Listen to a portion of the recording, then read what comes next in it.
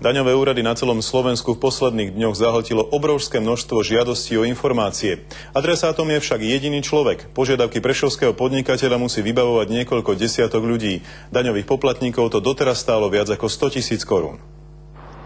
Každé ráno príde na daňové riaditeľstvo v Bratislave tento muž. So sebou vždy prinesie niekoľko stoviek žiadostí o informácie. Doteraz ich podal vyše 3200. Dôvod ale odmietol prezradiť. Nenevajte sa, na túto otázku vám neodpoviem.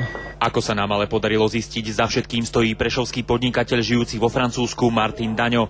Ten tvrdí, že informácie žiada preto, aby ich mohol neskôr zverejniť na svojej internetovej stránke. Lebo si myslíme, že informácie, ktoré poskytuje daňové riaditeľstvo, nie sú dostatočné. Podľa našich informácií však tieto aktivity môžu súvisieť s daňovou kontrolou v jeho firme. Okrem iného chce napríklad vedieť, koľko majú daňové úrady počítačov, aká bola najvyššia pokuta či kompletný telefónny zoznam všetkých zamestnancov. V súčasnosti je vážne paralizovaná naša činnosť a ohrozená naša činnosť, najmä pokiaľ ide o oblasť poskytovania služieb.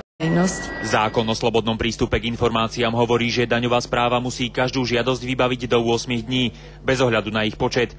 Podľa právnika štátny orgán tiež nemôže skúmať, na čo žiadateľ informácie potrebuje. Zákon nielenže nedokáže postihnúť a sankcionovať takéto konanie, ale ani neumožňuje odmietnúť vybavenie takéto žiadosti, hoci by bola šikanózna. Ja chcem iba informácie, ktoré sú bežne dostupné, hej? Aj keď oni tvrdia, že dostupné nie sú. Takýto prípad nemá obdobu v daňovej správe.